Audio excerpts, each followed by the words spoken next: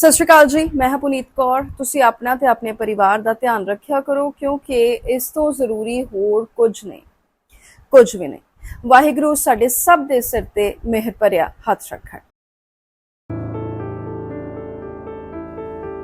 परिवार दे 5 जी गायब हो जाण ते उन्हां नूं लभण च 100 करोड़ दा खर्च आए ते जदों लभ जाण ते नाल ओ राज भी खुले जिस नाल सब दे पैरां हेठों जमीन लंघ जाए तां ये कहानी फिल्मी लगेगी ना, पर नहीं। ये जो तुहानूं दस्सण जा रही हां बिल्कुल नवां नहीं, पर 16 आने सच है। ਇਹ केस ब्रिटेन ਦੀ ਹਿਸਟਰੀ ਚ ਸਭ ਤੋਂ ਮਹਿੰਗਾ, ਸਭ ਤੋਂ ਖਰਚੀਲਾ ਕੇਸ ਸੀ। पूरी कहानी अमरजीत चौहान ਅਤੇ ਉਹਨਾਂ ਦੇ ਪਰਿਵਾਰ ਦੀ ਹੈ ਤੇ 2003 ਦੀ ਹੈ। ਕੁਝ ਸਾਲ ਪਹਿਲਾਂ ਅਮਰਜੀਤ ਚੌਹਾਨ ਭਾਰਤ ਤੋਂ ਬ੍ਰਿਟੇਨ ਜਾਂਦੇ ਨੇ, ਉੱਥੇ ਜਾ ਕੇ ਖੂਬ ਮਿਹਨਤ ਕਰਦੇ ਨੇ ਅਤੇ ਐਕਸਪੋਰਟ ਇੰਪੋਰਟ ਦੀ ਆਪਣੀ ਕੰਪਨੀ ਖੋਲ ਲੈਂਦੇ ਨੇ। ਉਹਨਾਂ ਦੀ ਕੰਪਨੀ ਦਾ ਨਾਮ CIBA ਫਰਾਈਟ ਸੀ, ਜੋ ਹੀਥਰੋ 에ਅਰਪੋਰਟ ਦੇ ਬਿਲਕੁਲ ਨਾਲ ਹੀ ਸੀ। ਉੱਥੇ ਰਹਿੰਦੇ ਹੋਏ ਅਮਰਜੀਤ ਨੈਂਸੀ ਨਾਂ ਦੀ ਕੁੜੀ ਨਾਲ ਵਿਆਹ ਕਰ ਲੈਂਦੇ ਨੇ। ਨੈਂਸੀ ਪੰਜਾਬ ਦੀ ਰਹਿਣ ਵਾਲੀ ਸੀ ਤੇ ਵਿਆਹ ਦੇ ਬਾਅਦ ਤੋਂ ਹੀ ਨੈਂਸੀ ਆਪਣੇ ਪਤੀ ਅਮਰਜੀਤ ਤੇ 2 ਛੋਟੇ ਬੱਚਿਆਂ ਦੇ ਨਾਲ ਲੰਡਨ ਵਿੱਚ ਰਹਿੰਦੀ ਹੈ। ਇਹਨਾਂ ਦਾ ਦੂਜਾ ਮੁੰਡਾ ਮਹੇਸ਼ 2 ਮਹੀਨੇ ਦਾ ਸੀ। ਇਸ ਲਈ ਧੀ ਦੀ ਮਦਦ ਕਰਨ ਦੇ ਲਈ ਨੈਂਸੀ ਦੀ ਮਾਂ ਚਰਨਜੀਤ ਕੌਰ ਵੀ ਉਹਨਾਂ ਦੇ ਨਾਲ ਹੀ ਰਹਿ ਰਹੀ ਸੀ। ਨੈਂਸੀ ਦਾ ਇੱਕ ਭਰਾ ਵੀ ਸੀ ਜੋ ਨਿਊਜ਼ੀਲੈਂਡ ਵਿੱਚ ਰਹਿੰਦਾ ਸੀ। ਭਰਾ ਦਾ ਨਾਮ ਓਮਕਾਰ ਵਰਮਾ ਸੀ। ਵੈਸੇ ਤਾਂ ਭਰਾ ਭੈਣ ਇੱਕ ਦੂਜੇ ਤੋਂ ਕਾਫੀ ਦੂਰ ਸਨ, ਪਰ ਇਹਨਾਂ ਦੋਨਾਂ ਚ ਅਕਸਰ ਫੋਨ ਤੇ ਗੱਲਾਂ ਹੁੰਦੀਆਂ ਰਹਿੰਦੀਆਂ ਸਨ। ਹਮੇਸ਼ਾ ਦੀ ਤਰ੍ਹਾਂ 14 ਫਰਵਰੀ 2003 ਨੂੰ ਵੀ ਨੈਂਸੀ ਆਪਣੇ ਭਰਾ ਓਮਕਾਰ ਵਰਮਾ ਨੂੰ ਫੋਨ ਕਰਦੀ ਹੈ, ਪਰ ਇਸ ਵਾਰ ਨੈਂਸੀ ਫੋਨ ਤੇ ਕੁਝ ਘਬਰਾਈ ਜਿਹੀ ਲੱਗ ਰਹੀ ਸੀ। ਓਮਕਾਰ ਆਪਣੀ ਭੈਣ ਤੋਂ ਘਬਰਾਹਟ ਦਾ ਕਾਰਨ ਪੁੱਛਦਾ ਵੀ ਹੋਇਆ ਕੀ। ਇਸ ਤੇ ਨੈਂਸੀ ਜਵਾਬ ਦਿੰਦੀ ਹੈ ਕਿ ਕੱਲ ਅਮਰਜੀਤ ਆਫਿਸ ਗਏ ਸਨ, ਉਸ ਦੇ ਬਾਅਦ ਘਰ ਵਾਪਸ ਨਹੀਂ ਆਏ। ਨੈਂਸੀ ਦੇ ਮੁਤਾਬਕ ਜਦੋਂ ਅਮਰਜੀਤ ਨੂੰ ਆਫਿਸ ਤੋਂ ਆਉਣ ਵਿੱਚ ਦੇਰ ਹੁੰਦੀ ਆ ਤਾਂ ਨੈਂਸੀ ਕਈ ਵਾਰ ਅਮਰਜੀਤ ਦੇ ਨੰਬਰ ਤੇ ਫੋਨ ਕਰਦੀ ਹੈ, ਪਰ ਉਹ ਹੁਣ ਸਵਿਚਡ ਆਫ ਆ ਰਿਹਾ ਤੇ ਨਾਲੇ ਉਹ ਬਿਨਾਂ ਦੱਸੇ ਇਦਾਂ ਜਾਂਦੇ ਵੀ ਨਹੀਂ। ਥੋੜੀ ਦੇਰ ਬਾਅਦ ਉਹ ਅਮਰਜੀਤ ਦੀ ਕੰਪਨੀ ਦੇ ਨੰਬਰ ਤੇ ਫੋਨ ਕਰਦੀ ਆ। ਉੱਥੋਂ ਨੈਂਸੀ ਨੂੰ ਜਾਣਕਾਰੀ ਮਿਲਦੀ ਆ ਕਿ ਅਮਰਜੀਤ ਇੱਕ ਅਰਜੈਂਟ ਬਿਜ਼ਨਸ ਮੀਟਿੰਗ ਦੇ ਲਈ ਨੀਦਰਲੈਂਡਸ ਚਲੇ ਗਏ ਨੇ। ਇੱਕ ਵੱਡੇ ਬਿਜ਼ਨਸਮੈਨ ਦੇ ਲਈ ਅਰਜੈਂਟ ਮੀਟਿੰਗਸ ਲਈ ਜਾਣਾ ਕਿੱਡੀ ਕੁ ਵੱਡੀ ਗੱਲ ਹੁੰਦੀ ਹੈ ਨਾ, ਦੂਜੇ ਦੇਸ਼ ਜਾਣਾ मतलब आम है। पर अमरजीत ਦੇ ਨੀਦਰਲੈਂਡਸ ਜਾਣ ਦੀ ਗੱਲ ਸੁਣ ਕੇ ਨੈਂਸੀ ਬਿਲਕੁਲ ਘਬਰਾ ਜਾਂਦੀ ਹੈ, ਕਿਉਂਕਿ ਅਮਰਜੀਤ ਨੇ ਇੱਕ ਵਾਰ ਵੀ ਨੈਂਸੀ ਨਾਲ ਕਿਸੇ ਨਵੀਂ ਬਿਜ਼ਨਸ ਡੀਲ ਦੇ ਬਾਰੇ ਵਿੱਚ ਜਾਂ ਫਿਰ ਨੀਦਰਲੈਂਡਸ ਜਾਣ ਦੇ ਬਾਰੇ ਵਿੱਚ ਕੋਈ ਚਰਚਾ ਹੀ ਨਹੀਂ ਕੀਤੀ ਸੀ, ਕੋਈ ਡਿਸਕਸ਼ਨ ਨਹੀਂ ਕੀਤੀ ਸੀ। ਹੁਣ ਘਰ ਵਾਲੀ ਨੂੰ ਤਾਂ ਪਤਾ ਹੋਊਗਾ ਨਾ। ਅਮਰਜੀਤ ਦੇ ਨੀਦਰਲੈਂਡਸ ਜਾਣ ਦੀ ਗੱਲ ਨੈਂਸੀ ਨੂੰ ਇਸ ਲਈ ਵੀ ਹਜ਼ਮ ਨਹੀਂ ਹੋ ਰਹੀ ਸੀ ਕਿਉਂਕਿ ਨੈਂਸੀ ਨੂੰ ਇਹ ਗੱਲ ਚੰਗੀ ਤਰ੍ਹਾਂ ਪਤਾ ਸੀ ਕਿ ਕੁਝ ਹੀ ਦਿਨ ਪਹਿਲਾਂ ਅਮਰਜੀਤ ਨੇ ਰੈਜ਼ੀਡੈਂਸੀ ਪਰਮਿਟ ਦੇ ਲਈ ਅਪਲਾਈ ਕੀਤਾ ਸੀ। ਇਸ ਕਾਰਨ ਉਸ ਦਾ ਪਾਸਪੋਰਟ ਬ੍ਰਿਟੇਨ ਗਵਰਨਮੈਂਟ ਦੇ ਆਫਿਸ ਵਿੱਚ ਜਮਾ ਸੀ। ਅਮਰਜੀਤ ਦੇ ਲਈ ਬਿਨਾਂ ਪਾਸਪੋਰਟ ਦੇ ਨੀਦਰਲੈਂਡਸ ਜਾਣਾ ਤਾਂ ਨਾਮੁਮਕਿਨ ਹੀ ਸੀ। ਅਜੇ ਨੈਂਸੀ ਇਹ ਸਭ ਕੁਝ ਸਮਝਣ ਦੀ ਕੋਸ਼ਿਸ਼ ਕਰ ਰਹੀ ਸੀ ਕਿ ਥੋੜੀ ਦੇਰ ਬਾਅਦ ਉਸਦੇ ਮੋਬਾਈਲ ਤੇ ਇੱਕ ਵੌਇਸ ਮੇਲ ਆਉਂਦਾ ਹੈ। ਇਹ ਵੌਇਸ ਮੇਲ ਅਮਰਜੀਤ ਚੌਹਾਨ ਦਾ ਹੀ ਸੀ, ਜਿਸ ਵਿੱਚ ਉਹ ਨੈਂਸੀ ਨੂੰ ਕਹਿੰਦੇ ਨੇ ਕਿ ਤੂੰ ਚਿੰਤਾ ਨਾ ਕਰ, ਮੈਂ ਕੁਝ ਅਰਜੈਂਟ ਕੰਮ ਦੀ ਵਜ੍ਹਾ ਨਾਲ ਬ੍ਰਿਟੇਨ ਦੇ ਬਾਹਰ ਜਾ ਰਿਹਾ, ਮੈਨੂੰ ਜਾਣਾ ਪੈ ਰਿਹਾ, ਮੈਂ ਬਹੁਤ ਜਲਦੀ ਵਾਪਸ ਤੁਹਾਡੇ ਲੋਕਾਂ ਕੋਲ ਆ ਜਾਊਂਗਾ।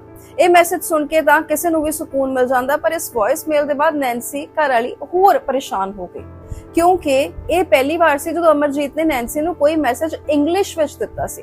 ਇਸ ਤੋਂ ਪਹਿਲਾਂ ਅਮਰਜੀਤ ਨੇ ਹਮੇਸ਼ਾ ਨੈਂਸੀ ਨਾਲ ਪੰਜਾਬੀ ਵਿੱਚ ਹੀ ਗੱਲ ਕੀਤੀ ਸੀ। 13 ਫਰਵਰੀ 2003 ਨੂੰ ਅਮਰਜੀਤ ਆਖਰੀ ਵਾਰ ਕੰਮ ਤੇ ਗਏ ਸਨ, ਪਰ ਵਾਪਸ ਨਹੀਂ ਆਏ ਸਨ। ਇਸ ਤੇ ਪੂਰੇ ਘਟਨਾਕ੍ਰਮ ਦੀ ਜਾਣਕਾਰੀ ਨੈਂਸੀ ਨੇ ਆਪਣੇ ਭਰਾ ਓਮਕਾਰ ਵਰਮਾ ਨੂੰ 14 ਫਰਵਰੀ 2003 ਨੂੰ ਦਿੱਤੀ ਸੀ। ਭੈਣ ਨਾਲ ਗੱਲਬਾਤ ਦੇ ਦੌਰਾਨ ਸਾਰੀਆਂ ਗੱਲਾਂ ਜਾਣਨ ਦੇ ਬਾਅਦ ਓਮਕਾਰ ਭੈਣ ਨੂੰ ਸਮਝਾਉਂਦਾ, ਤੂੰ ਟੈਨਸ਼ਨ ਨਾ ਲੈ, ਗਏ ਹੋਣੇ ਵਾਪਸ ਆ ਜਾਣਗੇ। ਅਗਲੇ ਦਿਨ ਯਾਨੀ 15 ਫਰਵਰੀ 2003 ਨੂੰ ਜਦੋਂ ਓਮਕਾਰ ਇੱਕ ਵਾਰੀ ਫਿਰ ਤੋਂ ਆਪਣੀ ਭੈਣ ਨੂੰ ਇਹ ਜਾਣਨ ਦੇ ਲਈ ਫੋਨ ਕਰਦਾ ਹੈ ਕਿ ਅਮਰਜੀਤ ਵਾਪਸ ਪਰਤੇ ਜਾਂ ਨਹੀਂ, ਤਾਂ ਨੈਂਸੀ ਦਾ ਫੋਨ ਵੀ ਬੰਦ ਆਉਣ ਲੱਗਦਾ ਹੈ।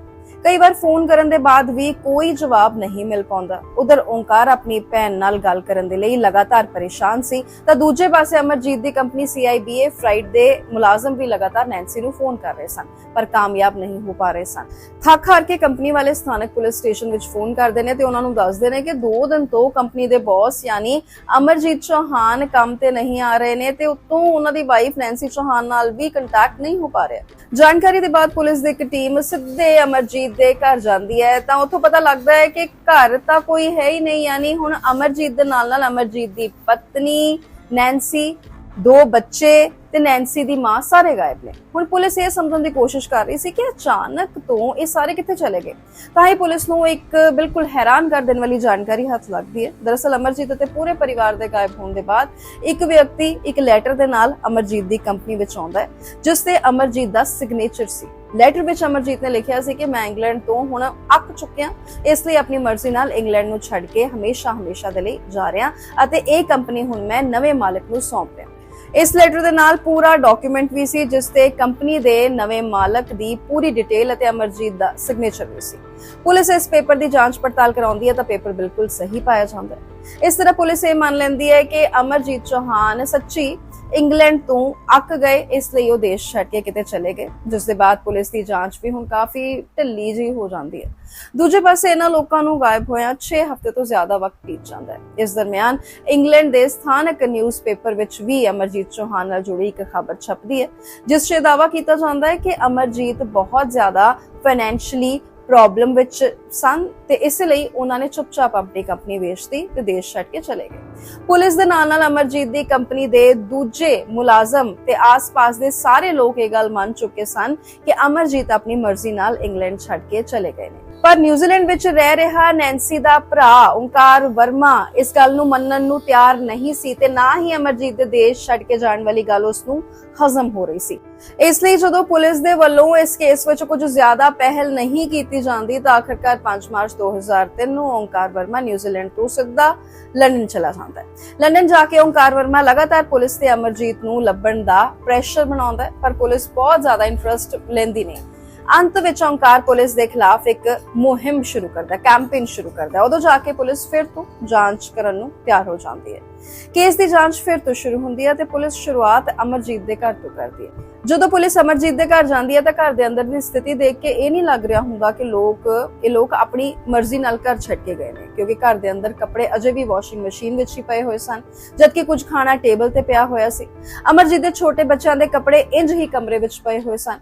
ਇੰਨਾ ਹੀ ਨਹੀਂ, ਨੈਂਸੀ ਦੀ ਮਾਂ ਚਰਨਜੀਤ ਕੌਰ ਅਕਸਰ ਗੁਟਕਾ ਸਾਹਿਬ ਆਪਣੇ ਨਾਲ ਲੈ ਕੇ ਚੱਲਦੀ ਸੀ, ਪਰ ਇਹ ਪਹਿਲੀ ਵਾਰ ਸੀ ਜਦੋਂ ਗੁਟਕਾ ਸਾਹਿਬ ਉੱਥੇ ਟੇਬਲ ਤੇ ਸੀ।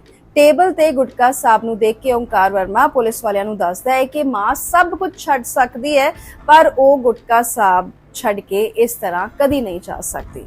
ਅਜੇ ਪੁਲਿਸ ਜਾਂਚ ਕਰ ਹੀ ਰਹੀ ਸੀ ਕਿ ਉਹਨਾਂ ਨੂੰ ਜਾਣਕਾਰੀ ਮਿਲਦੀ ਹੈ ਕਿ ਲੰਡਨ ਵਿੱਚ ਹੀ ਰਹਿ ਰਹੇ ਅਮਰਜੀਤ ਦੇ ਕੁਝ ਰਿਸ਼ਤੇਦਾਰਾਂ ਨੂੰ ਫਰਾਂਸ ਤੋਂ ਇੱਕ ਲੈਟਰ ਆਇਆ। ਲੈਟਰ ਅਮਰਜੀਤ ਨੇ ਖੁਦ ਲਿਖਿਆ ਸੀ, ਜਿਸ ਵਿੱਚ ਉਸਨੇ ਲਿਖਿਆ ਸੀ ਕਿ ਮੈਂ ਪਰਿਵਾਰ ਦੇ ਸਾਰੇ ਲੋਕਾਂ ਨੂੰ ਲੈ ਕੇ ਭਾਰਤ ਆ ਗਿਆ ਕਿਉਂਕਿ ਮੈਂ ਇੰਗਲੈਂਡ ਤੋਂ ਬੁਰੀ ਤਰੀਕੇ ਨਾਲ ਅੱਕ ਗਿਆ ਸੀ। ਲੈਟਰ ਭਾਵੇਂ ਹੀ ਅਮਰਜੀਤ ਦੇ ਨਾਂ ਤੋਂ ਸੀ, ਪਰ ਰਿਸ਼ਤੇਦਾਰਾਂ ਨੂੰ ਇਹ ਗੱਲ ਹਜ਼ਮ ਨਹੀਂ ਹੋਈ ਸੀ ਕਿਉਂਕਿ ਅਮਰਜੀਤ ਅਕਸਰ ਆਪਣੇ ਹੱਥ ਨਾਲ ਹੀ ਲੈਟਰ ਲਿਖਦਾ ਸੀ, ਪਰ ਇਹ ਲੈਟਰ ਕੰਪਿਊਟਰ ਨਾਲ ਟਾਈਪ ਕੀਤਾ ਗਿਆ ਸੀ। ਅਮਰਜੀਤ ਚੌਹਾਨ ਅਤੇ ਉਹਨਾਂ ਦੇ ਪਰਿਵਾਰ ਵਾਲਿਆਂ ਨੂੰ ਗਾਇਬ ਹੋਇਆ 1 ਮਹੀਨੇ ਤੋਂ ਜ਼ਿਆਦਾ ਬੀਤ ਚੁੱਕਾ ਸੀ ਤੇ ਅਜੇ ਤੱਕ ਪੁਲਿਸ ਕਿਸੇ ਵੀ ਨਤੀਜੇ ਤੱਕ ਨਹੀਂ ਪਹੁੰਚ ਪਾਈ ਸੀ। ਹਾਲਾਂਕਿ ਘਰ ਦੀ ਤਲਾਸ਼ੀ ਦੇ ਦੌਰਾਨ ਜੋ ਕੁਝ ਹਾਲਾਤ ਘਰ ਦੇ ਅੰਦਰ ਦੇਖਣ ਨੂੰ ਮਿਲੇ ਸਨ, ਉਸ ਤੋਂ ਅੰਦਾਜ਼ਾ ਲੱਗ ਰਿਹਾ ਸੀ ਕਿ ਇਹ ਲੋਕ ਅਚਾਨਕ ਆਪਣੀ ਮਰਜ਼ੀ ਨਾਲ ਤਾਂ ਨਹੀਂ ਗਏ ਨੇ।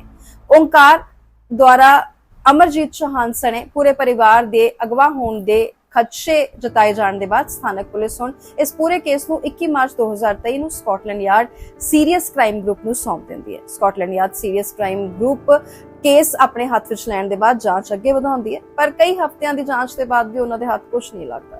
ਪੂਰਾ ਚੌਹਾਨ ਪਰਿਵਾਰ ਫਰਵਰੀ ਮਹੀਨੇ ਵਿੱਚ ਗਾਇਬ ਹੋਇਆ ਸੀ ਤੇ ਹੁਣ ਅਪ੍ਰੈਲ 2003 ਆ ਚੁੱਕਾ ਸੀ। ਕੰਪਨੀ ਨੂੰ ਨਵੇਂ ਮਾਲਕ ਹੈਂਡਲ ਕਰ ਰਹੇ ਸਨ, ਜਦਕਿ ਕੰਪਨੀ ਦੇ ਪੁਰਾਣੇ ਮਾਲਕ ਯਾਨੀ ਅਮਰਜੀਤ ਚੌਹਾਨ ਅਤੇ ਉਹਨਾਂ ਦੇ ਪਰਿਵਾਰ ਦਾ ਕੋਈ ਅਤਾ ਪਤਾ ਨਹੀਂ ਲੱਗ ਰਿਹਾ ਸੀ।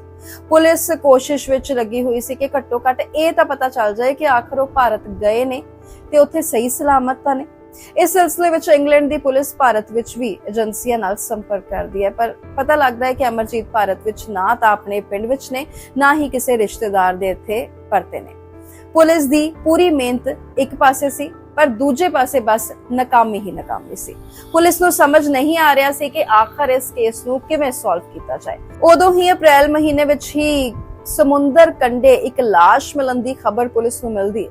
ਜਾਂਚ ਪੜਤਾਲ ਦੀ ਗੱਲ ਵਿੱਚ ਖੁਲਾਸਾ ਹੁੰਦਾ ਹੈ ਕਿ ਉਹ ਲਾਸ਼ ਕਿਸੇ ਹੋਰ ਦੀ ਨਹੀਂ ਬਲਕਿ ਅਮਰਜੀਤ ਚੌਹਾਨ ਦੀ ਹੈ। ਓਂਕਾਰ ਵਰਮਾ ਵੀ ਇਸ ਲਾਸ਼ ਦੀ ਪਛਾਣ ਅਮਰਜੀਤ ਚੌਹਾਨ ਦੇ ਰੂਪ ਵਿੱਚ ਹੀ ਕਰਦਾ ਹੈ। ਇਸ ਲਾਸ਼ ਦੇ ਮਿਲਣ ਨਾਲ ਕੇਸ ਨੇ ਅਚਾਨਕ ਤੋਂ ਨਵਾਂ ਰੂਪ ਲੈ ਲਿਆ ਸੀ। ਹੁਣ ਤੱਕ ਪੁਲਿਸ ਜੋ ਇਹ ਮੰਨ ਕੇ ਚੱਲ ਰਹੀ ਸੀ ਕਿ ਅਮਰਜੀਤ ਚੌਹਾਨ ਕਿਤੇ ਚੈਨ ਦੀ ਜ਼ਿੰਦਗੀ ਗੁਜ਼ਾਰ ਰਿਹਾ ਹੈ, ਪਰ ਅਸਲ ਵਿੱਚ ਤਾਂ ਉਸ ਦੀ ਜ਼ਿੰਦਗੀ ਹੀ ਛਿਨ ਚੁੱਕੀ ਸੀ। ਅਮਰਜੀਤ ਦੀ ਲਾਸ਼ ਮਿਲਣ ਤੋਂ ਬਾਅਦ ਇਹ ਤਾਂ ਸਾਫ਼ ਹੋ ਗਿਆ ਸੀ ਕਿ ਜਿਸ ਡਾਇਰੈਕਸ਼ਨ 'ਚ ਪੁਲਿਸ ਚੱਲ ਰਹੀ ਸੀ ਉਹ ਡਾਇਰੈਕਸ਼ਨ ਹੀ ਸਹੀ ਨਹੀਂ ਸੀ। ਉਹ ਪੂਰੇ ਤਰੀਕੇ ਨਾਲ ਗਲਤ ਸੀ। ਪੁਲਿਸ ਹੁਣ ਪੂਰੀ ਤਰ੍ਹਾਂ ਹਰਕਤ ਵਿੱਚ ਆਉਂਦੀ ਹੈ ਤੇ ਇਸ ਕੇਸ ਨੂੰ ਸੋਲਵ ਕਰਨ ਦੇ ਲਈ ਸੈਂਕੜੇ ਪੁਲਿਸ ਮੁਲਾਜ਼ਮ ਲਗਾ ਦਿੱਤੇ ਜਾਂਦੇ ਨੇ। ਪੁਲਿਸ ਨੂੰ ਪਹਿਲਾ ਸ਼ੱਕ ਉਸ ਵਿਅਕਤੀ ਤੇ ਹੁੰਦਾ ਹੈ ਜਿਸ ਨੇ ਅਮਰਜੀਤ ਦੇ ਗਾਇਬ ਹੋਣ ਦੇ ਅਗਲੇ ਹੀ ਦਿਨ ਉਸ ਦੀ ਕੰਪਨੀ ਵਿੱਚ ਆ ਕੇ ਅਮਰਜੀਤ ਵੱਲੋਂ ਸਾਈਨ ਕੀਤੇ ਹੋਏ ਲੈਟਰ ਅਤੇ ਓਨਰਸ਼ਿਪ ਦੇ ਡਾਕੂਮੈਂਟ ਪੇਸ਼ ਕਰਦਿਆਂ ਹੋਇਆਂ ਇਹ ਦਾਅਵਾ ਕੀਤਾ ਸੀ ਕਿ ਅਮਰਜੀਤ ਨੇ ਇਹ ਕੰਪਨੀ ਉਸ ਦੇ ਹੱਥਾਂ ਵਿੱਚ ਦੇ ਦਿੱਤੀ ਹੈ। ਹੁਣ ਪੁਲਿਸ ਉਸ ਦੀ ਕੁੰਡਲੀ ਖੰਗਾਲਣਾ ਸ਼ੁਰੂ ਕਰਦੀ ਹੈ। ਕੰਪਨੀ ਦੇ ਮਾਲਕਾਨਾ ਹੱਕ ਜਤਾਉਣ ਵਾਲੇ ਇਸ ਵਿਅਕਤੀ ਦਾ ਨਾਮ ਕੈਨੇਥ ਰੇਗਨ ਸੀ। ਭਾਵੇਂ ਹੀ ਉਹ ਜੋ ਬਿਲਕੁਲ ਮਾਸੂਮ ਬਣ ਰਿਹਾ ਸੀ, ਪਰ 1980 ਦੇ ਆਸ-ਪਾਸ ਬ੍ਰਿਟੇਨ ਵਿੱਚ ਕ੍ਰਾਈਮ ਦੀ ਦੁਨੀਆ ਵਿੱਚ ਕੈਨੇਥ ਰੇਗਨ ਇੱਕ ਕਾਫੀ ਵੱਡਾ ਨਾਮ ਹੁੰਦਾ ਸੀ। ਇਹ ਕੁਝ ਸਾਲ ਪਹਿਲਾਂ ਤੱਕ ਇੰਗਲੈਂਡ ਦਾ ਬਹੁਤ ਵੱਡਾ ਡਰੱਗ ਸਮਗਲਰ ਸੀ। ਡਰੱਗ ਸਮਗਲਿੰਗ ਦੇ ਇਲਾਵਾ ਕੈਨੇਥ ਰੇਗਨ ਫਰਜ਼ੀ ਪਾਸਪੋਰਟ, ਹਿਊਮਨ ਟ੍ਰੈਫਿਕਿੰਗ ਤੇ ਕਈ ਦੂਜੇ ਹੋਰ ਗੈਰ ਕਾਨੂੰਨੀ ਕੰਮ ਕਰਦਾ ਹੁੰਦਾ ਸੀ। 1998 ਵਿੱਚ ਲੰਡਨ ਪੁਲਿਸ ਨੇ ਕੈਨੇਥ ਰੇਗਨ ਨੂੰ ਫਰਜ਼ੀ ਪਾਸਪੋਰਟ ਬਣਾਉਣ ਤੇ ਡਰੱਗਸ ਦਾ ਬਿਜ਼ਨਸ ਕਰਨ ਦੇ ਲਈ ਰੰਗੇ ਹੱਥੀ ਫੜਿਆ ਸੀ। ਉਸ ਵਕਤ ਕੈਨੇਥ ਰੇਗਨ ਦੇ ਕੋਲੋਂ ਇੱਕ ਨਹੀਂ ਬਲਕਿ ਪੂਰੇ 30 ਕਿਲੋ ਹੈਰਨ ਬਰਾਮਦ ਕੀਤੀ ਗਈ ਸੀ, ਜਿਸ ਦੀ ਕੀਮਤ ਕਰੋੜਾਂ ਵਿੱਚ ਸੀ। ਅੰਦਾਜ਼ੇ ਦੇ ਅਨੁਸਾਰ ਕੈਨੇਥ ਰੇਗਨ ਲੰਡਨ ਵਿੱਚ 2000 ਕਰੋੜ ਰੁਪਏ ਤੋਂ ਜ਼ਿਆਦਾ ਦਾ ਡਰੱਗ ਵੇਚ ਚੁੱਕਿਆ ਸੀ। ਇਸ ਦੇ ਬਾਅਦ ਕੈਨੇਥ ਤੇ ਮੁਕੱਦਮਾ ਚਲਾਇਆ ਗਿਆ ਸੀ। ਅਦਾਲਤ ਵਿੱਚ ਗੁਨਾਹ ਸਾਬਤ ਹੋਣ ਦੇ ਬਾਅਦ ਉਸ ਨੂੰ 20 ਸਾਲ ਜੇਲ੍ਹ ਦੀ ਸਜ਼ਾ ਵੀ ਸੁਣਾਈ ਗਈ ਸੀ, ਪਰ ਉਹ ਪੁਲਿਸ ਦੇ ਸਾਹਮਣੇ ਸਰਕਾਰੀ ਗਵਾਹ ਬਣਨ ਦਾ ਆਫਰ ਪੇਸ਼ ਕਰ ਦਿੰਦਾ ਹੈ ਤੇ ਬਦਲੇ ਵਿੱਚ ਆਪਣੀ ਸਜ਼ਾ ਘੱਟ ਕਰਵਾਉਣ ਦੀ ਸ਼ਰਤ ਰੱਖੀ ਸੀ ਉਹਨੇ। ਪੁਲਿਸ ਨੇ ਉਸ ਵਕਤ ਕੈਨੇਥ ਦੀ ਇਹ ਸ਼ਰਤ ਮੰਨ ਲਈ ਸੀ ਅਤੇ ਉਸ ਦੇ ਦਿੱਤੇ ਗਏ ਸਬੂਤ ਦੀ ਮਦਦ ਨਾਲ ਲੰਡਨ ਅਤੇ ਬ੍ਰਿਟੇਨ ਦੇ ਦੂਜੇ ਹਿੱਸਿਆਂ ਵਿੱਚ ਚੱਲ ਰਹੇ ਕਈ ਵੱਡੇ ਡਰੱਗ ਰੈਕੇਟ ਦਾ ਖੁਲਾਸਾ ਕੀਤਾ ਸੀ ਤੇ ਵੱਡੀ ਗਿਣਤੀ ਵਿੱਚ ਉਹਨਾਂ ਨੇ ਡਰੱਗ ਫੜੀ ਵੀ ਸੀ। ਵਾਅਦੇ ਦੇ ਮੁਤਾਬਕ ਕੈਨੇਥ ਦੀ ਸਜ਼ਾ ਵੀ 20 ਸਾਲ ਤੋਂ ਘੱਟ ਕਰਦਿਆਂ ਹੋਇਆਂ 8 ਸਾਲ ਕਰ ਦਿੱਤੀ ਗਈ ਸੀ। ਉਦੋਂ ਸਜ਼ਾ ਘੱਟ ਹੋਣ ਦੇ ਬਾਅਦ ਉਸਨੇ ਪੁਲਿਸ ਦੀ ਕਈ ਹੋਰ ਕੇਸਿਸ ਵਿੱਚ ਵੀ ਮਦਦ ਕੀਤੀ ਸੀ ਅਤੇ ਬਦਲੇ ਵਿੱਚ ਉਸ ਦੀ ਸਜ਼ਾ ਘੱਟ ਹੁੰਦੀ ਸਿਰਫ 3 ਸਾਲ ਹੀ ਬਚੀ ਸੀ। 2002 ਵਿੱਚ ਉਹ ਜੇਲ੍ਹ ਤੋਂ ਬਾਹਰ ਆ ਗਿਆ ਸੀ। ਜੇਲ੍ਹ ਤੋਂ ਬਾਹਰ ਆਉਣ ਦੇ ਬਾਅਦ ਕੈਨੇਥ ਰੇਗਨ ਦੀ ਆਰਥਿਕ ਸਥਿਤੀ ਬੇहद ਖਰਾਬ ਹੋ ਚੁੱਕੀ ਸੀ। ਕ੍ਰਿਮੀਨਲ ਬੈਕਗ੍ਰਾਉਂਡ ਹੋਣ ਦੀ ਵਜ੍ਹਾ ਨਾਲ ਉਸ ਨੂੰ ਕਿਤੇ ਕੰਮ ਵੀ ਨਹੀਂ ਸੀ ਮਿਲ ਰਿਹਾ। ਅਜਿਹੇ ਵਿੱਚ ਅਮਰਜੀਤ ਚੌਹਾਨ ਕੈਨੇਥ ਦੇ ਲਈ ਮਸੀਹਾ ਬਣ ਕੇ ਸਾਹਮਣੇ ਆਏ ਸਨ। ਦਰਅਸਲ ਅਮਰਜੀਤ ਅਕਸਰ ਬੇਸਹਾਰਾ ਲੋਕਾਂ ਨੂੰ ਆਪਣੀ ਕੰਪਨੀ ਵਿੱਚ ਨੌਕਰੀ ਦੇ ਦਿਆ ਕਰਦੇ ਸਨ। ਜੇਲ੍ਹ ਤੋਂ ਬਾਹਰ ਆਉਣ ਦੇ ਬਾਅਦ ਉਹ ਬਿਲਕੁਲ ਬੇਸਹਾਰਾ ਸੀ। ਉਸਦੇ ਕੋਲ ਨਾ ਤਾਂ ਖਾਣ ਦੇ ਪੈਸੇ ਸਨ, ਨਾ ਹੀ ਕੋਈ ਕੰਮ ਸੀ। ਅਜਿਹੇ ਵਿੱਚ ਕੈਨੇਥ ਅਮਰਜੀਤ ਦੀ ਕੰਪਨੀ ਵਿੱਚ ਕੰਮ ਮੰਗਣ ਆਉਂਦਾ ਹੈ। ਅਮਰਜੀਤ ਨੂੰ ਉਸ ਤੇ ਦਇਆ ਆ ਜਾਂਦੀ ਹੈ ਤੇ ਉਹ ਉਸ ਨੂੰ ਕੰਪਨੀ ਵਿੱਚ ਡਿਲੀਵਰੀ ਬॉय ਦੀ ਨੌਕਰੀ ਉਸ ਵਕਤ ਦੇ ਦਿੰਦੇ ਨੇ। ਹੁਣ ਅਮਰਜੀਤ ਚੌਹਾਨ ਦੀ ਲਾਸ਼ ਮਿਲਣ ਦੇ ਬਾਅਦ ਪੁਲਿਸ ਫਿਰ ਤੋਂ ਕੈਨੇਥ ਰੇਗਨ ਨੂੰ ਹਿਰਾਸਤ ਵਿੱਚ ਲੈਂਦੀ ਹੈ ਅਤੇ ਪੁੱਛਤਾਛ ਦਾ ਸਿਲਸਿਲਾ ਸ਼ੁਰੂ ਹੁੰਦਾ ਹੈ। ਪੁਲਿਸ ਦੀ ਸ਼ੁਰੂਆਤੀ ਪੁੱਛਤਾਛ ਵਿੱਚ ਕੈਨੇਥ ਰੇਗਨ ਦੱਸਦਾ ਹੈ ਕਿ ਬ੍ਰਿਟੇਨ ਛੱਡਣ ਤੋਂ ਪਹਿਲਾਂ ਅਮਰਜੀਤ ਚੌਹਾਨ ਨੇ ਖੁਦ ਹੀ ਉਸ ਨੂੰ ਕੰਪਨੀ ਦਾ ਮਾਲਕ ਬਣਾ ਦਿੱਤਾ ਹੈ।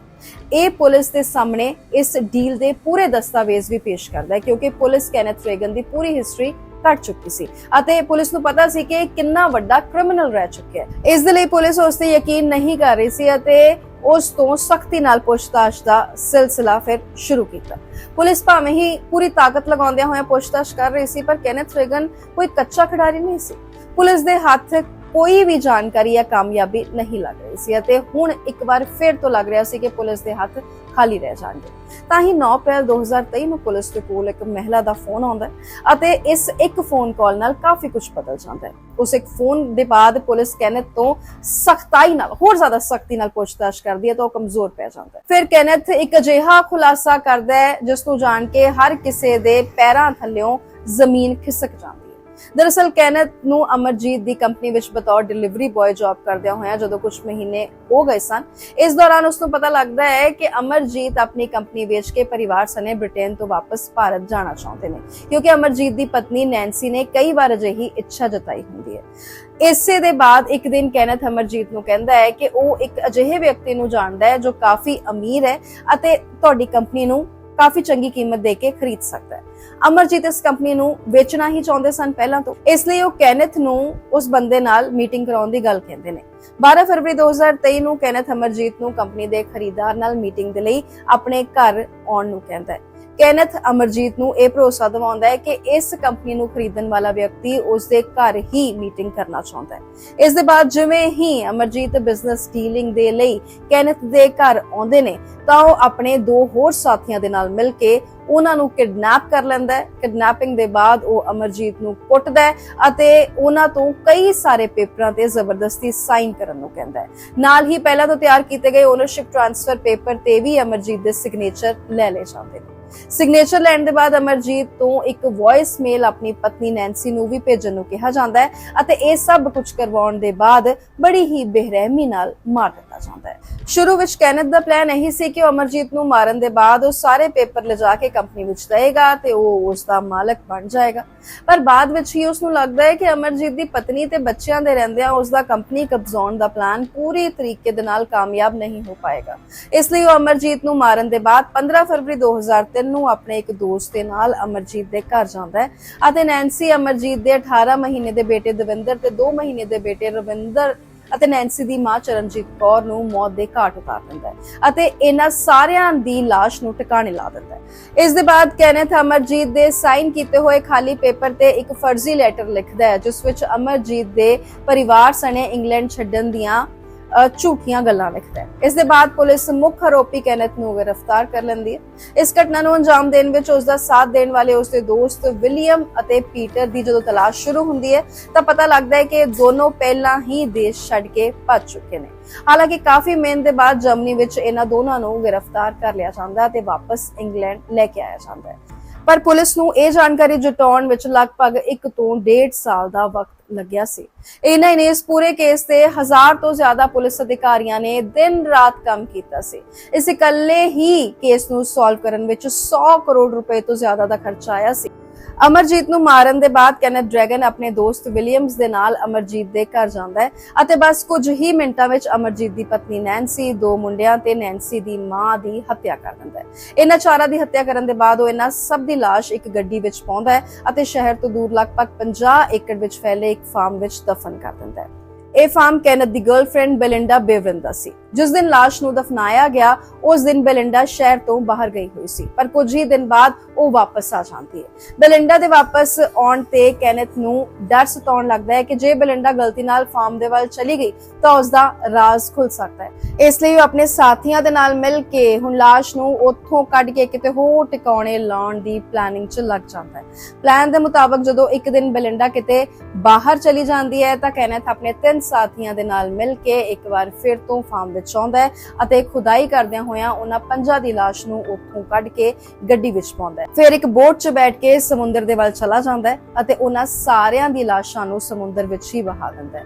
ਜਦੋਂ ਕੈਨੇਥ ਇਹ ਸਭ ਕੁਝ ਕਰ ਰਿਹਾ ਸੀ ਤਾਂ ਬੇਲਿੰਡਾ ਵਾਪਸ ਆਪਣੇ ਫਾਰਮ ਦੇ ਕੋਲ ਆ ਜਾਂਦੀ ਹੈ ਤੇ ਆਪਣੇ ਫਾਰਮ ਵਿੱਚ ਇਹਨਾਂ ਲੋਕਾਂ ਨੂੰ ਖੁਦਾਈ ਕਰਦਿਆਂ ਵੇਖ ਲੈਂਦੀ ਹੈ। ਉਹ ਇਹ ਸਭ ਕੁਝ ਲੁਕ ਕੇ ਵੇਖ ਲੈਂਦੀ ਹੈ ਤੇ ਬਾਅਦ ਵਿੱਚ ਪੁਲਿਸ ਨੂੰ ਫੋਨ ਕਰਕੇ ਇਸ ਗੱਲ ਦੀ ਜਾਣਕਾਰੀ ਦੇ ਦਿੰਦੀ ਹੈ। ਇਸ ਦੇ ਬਾਅਦ ਪੁਲਿਸ ਕੈਨੇਥ ਨੂੰ ਗ੍ਰਿਫਤਾਰ ਕਰਦਿਆਂ ਹੋਇਆਂ ਉਸ ਤੋਂ ਪੁੱਛਤਾਛ ਕਰਦੀ ਹੈ ਅਤੇ ਨਾਲ ਹੀ ਸਬੂਤ ਇਕੱਠਾ ਕਰਨ ਦਾ ਸਿਲਸਿਲਾ ਵੀ ਸ਼ੁਰੂ ਹੋ ਜਾਂਦਾ ਹੈ। ਪੁਲਿਸ ਦੇ ਸਾਹਮਣੇ ਮਰਡਰ ਦੇ ਮੋਟਿਵ ਦਾ ਪਤਾ ਲਗਾਉਣਾ ਵੀ ਇੱਕ ਵੱਡੀ ਚੁਣੌਤੀ ਸੀ। ਜਾਂਚ ਪੜਤਾਲ ਅਤੇ ਪੁੱਛਤਾਛ ਵਿੱਚ ਖੁਲਾਸਾ ਹੁੰਦਾ ਹੈ ਕਿ ਕੈਨੇਥ ਭਾਵੇਂ ਹੀ ਜੇਲ੍ਹ ਤੋਂ ਛੁੱਟ ਗਿਆ ਸੀ, ਪਰ ਇੱਕ ਵਾਰ ਫਿਰ ਉਹ ਡਰੱਗ ਸਮਗਲਿੰਗ ਦਾ ਧੰਦਾ ਸ਼ੁਰੂ ਕਰਨਾ ਚਾਹੁੰਦਾ ਸੀ ਤੇ ਇਸ ਦੇ ਲਈ ਉਸ ਨੂੰ ਇੱਕ ਅਜਿਹੀ ਕੰਪਨੀ ਦੀ ਤਲਾਸ਼ ਸੀ ਜਿਸ ਦੀ ਆੜ ਵਿੱਚ ਉਹ ਆਪਣਾ ਡਰੱਗ ਮੰਗਵਾ ਸਕੇ। ਜਿਵੇਂ ਹੀ ਕੈਨੇਥ ਨੂੰ ਪਤਾ ਲੱਗਦਾ ਹੈ ਕਿ ਅਮਰਜੀਤ ਆਪਣੀ ਕੰਪਨੀ ਨੂੰ ਵੇਚਣਾ ਚਾਹੁੰਦਾ ਹੈ ਤਾਂ ਉਹ ਪਹਿਲਾਂ ਸਾਜ਼ਿਸ਼ ਦੇ ਤਹਿਤ ਖੁਦ ਨੂੰ ਮਜਬੂਰ ਦੱਸ ਕੇ ਕੰਪਨੀ ਵਿੱਚ ਡਿਲੀਵਰੀ ਬॉय ਦੀ ਨੌਕਰੀ ਕਰਦਾ ਹੈ ਅਤੇ ਫਿਰ ਫਰਜ਼ੀ ਖਰੀਦਾਰ ਖੜਾ ਕਰਕੇ ਮੀਟਿੰਗ ਦੇ ਬਹਾਨੇ ਨਾਲ ਅਮਰਜੀਤ ਨੂੰ ਆਪਣੇ ਘਰ ਬੁਲਾ ਕੇ ਪਹਿਲਾਂ ਉਸ ਨੂੰ ਕਿਡਨੈਪ ਕਰਦਾ ਹੈ, ਫਿਰ ਫਰਜ਼ੀ ਪੇਪਰ ਤੇ ਸਿਗਨੇਚਰ ਲੈ ਕੇ ਕੰਪਨੀ ਤੇ ਕਬਜ਼ਾ ਕਰਨ ਦੀ ਨੀਅਤ ਨਾਲ ਉਸ ਨੂੰ ਮਾਰ ਦਿੰਦਾ ਹੈ। ਇਸ ਦੇ ਬਾਅਦ ਉਹ ਸਬੂਤ ਮਿਟਾਉਣ ਦੇ ਲਈ ਪੂਰੇ ਪਰਿਵਾਰ ਨੂੰ ਮਾਰ ਦਿੰਦਾ ਹੈ। ਕੈਨੇਥ ਪਹਿਲਾਂ ਵੀ ਠੀਕ ਇਸੇ ਤਰ੍ਹਾਂ ਦੇ ਅਪਰਾਧ ਨੂੰ ਅੰਜਾਮ ਦੇ ਚੁੱਕਾ ਸੀ ਅਤੇ ਪੁਲਿਸ ਦੀ ਪਕੜ ਤੋਂ ਬਚ ਨਿਕਲਣ ਵਿੱਚ ਕਾਮਯਾਬ ਹੋਇਆ ਸੀ। ਇਸ ਲਈ ਉਸ ਨੂੰ ਇਸ ਵਾਰ ਵੀ ਯਕੀਨ ਸੀ ਕਿ ਉਹ ਬਚ ਜਾਏਗਾ। 2004 ਦੇ ਨਵੰਬਰ ਮਹੀਨੇ ਵਿੱਚ ਸਾਰੇ ਆਰੋਪੀਆਂ ਤੇ 5 ਲੋਕਾਂ ਦੀ ਹੱਤਿਆ, ਅਗਵਾ ਕਰਨ ਸਮੇਤ ਕਈ ਧਾਰਾਵਾਂ ਦੇ ਤਹਿਤ ਮਾਮਲਾ ਦਰਜ ਹੁੰਦਾ ਹੈ ਅਤੇ ਪੂਰੀ ਸੁਣਵਾਈ ਦੇ ਬਾਅਦ ਅਦਾਲਤ 2005 ਦੇ ਅਪ੍ਰੈਲ ਮਹੀਨੇ ਵਿੱਚ ਕੈਨੇਥ ਅਤੇ ਉਸ ਦੇ ਸਹਿਯੋਗੀ ਵਿਲੀਅਮ ਨੂੰ ਘਰ ਦੇ ਸਾਰੇ ਮੈਂਬਰਾਂ ਦੀ ਹੱਤਿਆ ਕਰਨ ਦੇ ਜੁਰਮ ਵਿੱਚ ਉਮਰ ਕੈਦ ਦੀ ਸਜ਼ਾ ਸੁਣਾਉਂਦੀ ਹੈ, ਜਦਕਿ ਅਮਰਜੀਤ ਚੌਹਾਨ ਦੀ ਹੱਤਿਆ ਦਾ ਦੋਸ਼ੀ ਪਾਉਂਦਿਆਂ ਹੋਇਆ ਪੀਟਰ ਨੂੰ 23 ਸਾਲ ਦੀ ਸਜ਼ਾ ਸੁਣਾਈ ਜਾਂਦੀ ਹੈ। ਦੱਸ ਦਈਏ ਕਿ 2003 ਦੇ ਅਪ੍ਰੈਲ ਮਹੀਨੇ ਵਿੱਚ ਪਹਿਲੇ ਅਮਰਜੀਤ ਚੌਹਾਨ ਦੀ ਲਾਸ਼ ਮਿਲਦੀ ਹੈ, ਫਿਰ ਜੁਲਾਈ ਮਹੀਨੇ ਵਿੱਚ ਅਮਰਜੀਤ ਦੀ ਪਤਨੀ ਨੈਂਸੀ ਦੀ ਲਾਸ਼ ਮਿਲਦੀ ਹੈ। ਨੈਂਸੀ ਦੀ ਲਾਸ਼ ਉਸ ਵਕਤ ਮਿਲੀ ਸੀ ਜਦੋਂ ਕੁਝ ਮਛੁਆਰੇ ਸਮੁੰਦਰ ਵਿੱਚ ਮੱਛੀਆਂ ਫੜ ਰਹੇ ਸਨ। ਜਦੋਂ ਉਹਨਾਂ ਨੇ ਜਾਲ ਸੁੱਟਿਆ ਤਾਂ ਉਸ ਵਿੱਚ ਨੈਂਸੀ ਦੀ ਲਾਸ਼ ਫਸ ਗਈ। 2023 ਦੇ ਹੀ ਨਵੰਬਰ ਮਹੀਨੇ ਵਿੱਚ ਨੈਂਸੀ ਦੀ ਮਾਂ ਚਰਨਜੀਤ ਕੌਰ ਦੀ ਲਾਸ਼ ਵੀ ਸਮੁੰਦਰ ਕੰਢੇ ਮਿਲ ਜਾਂਦੀ ਹੈ। ਇਹਨਾਂ ਤਿੰਨਾਂ ਦੀ ਡੈਡ ਬੋਡੀਜ਼ ਤਾਂ ਮਿਲ ਗਈਆਂ, ਪਰ 2 ਛੋਟੇ ਬੱਚਿਆਂ ਦੀਆਂ ਲਾਸ਼ਾਂ ਅੱਜ ਤੱਕ ਬਰਾਮਦ ਨਹੀਂ ਕੀਤੀਆਂ ਜਾ ਸਕੀਆਂ। ਹਮੇਸ਼ਾ ਕੋਸ਼ਿਸ਼ ਕਰੀਏ ਕਿ ਅੱਖਾਂ ਖੁੱਲੀਆਂ ਰੱਖੀਏ। ਚੌਹਾਨ ਪਰਿਵਾਰ ਨੇਕ ਦਿਲ ਪਰਿਵਾਰ ਸੀ, ਉਹਨਾਂ ਨਾਲ ਬਹੁਤ ਗਲਤ ਹੋਇਆ, नेक होना गलत नहीं हो सकता, पर अखां बंद करके भरोसा कर लेना ते ਇਹ ਸਮਝ ਲੈਣਾ ਕਿ ਜੋ ਅੱਛਾਈ ਆਪਣੇ ਚਿੱਤ 'ਚ ਅਸੀਂ ਲੈ ਕੇ ਬੈਠੇ ਆ ਉਹੀ ਸੇਮ ਅਗਲੇ ਦੇ ਦਿਲ 'ਚ ਵੀ ਹੋ ਤਾਂ ਇਹ ਸਾਡੀ ਗਲਤੀ ਹੀ ਹੋਊਗੀ। ਕਦੀ ਕਦੀ ਚੰਗੇ ਹੋ ਕੇ ਮਾੜਾ ਵੀ ਹੋ ਜਾਂਦਾ ਤੇ ਇਹ ਬਹੁਤ ਮਾੜਾ ਸੀ, ਬਹੁਤ ਮਾੜਾ। ਵਾਹਿਗੁਰੂ ਹੀ ਮਿਹਰ ਕਰਨ। ਤੁਸੀਂ ਵੇਖ ਰਹੇ ਹੋ ਕੈਮਰਾ ਅਲ ਇਨਸਾਫ।